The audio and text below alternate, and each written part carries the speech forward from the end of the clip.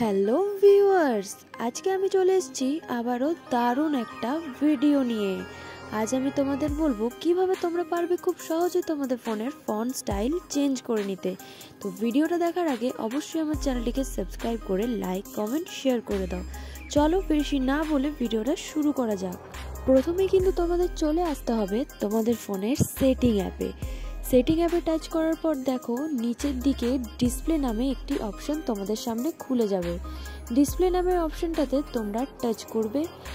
এখানে আসার পর তোমাদের কিন্তু চলে যেতে হবে ফন্টে।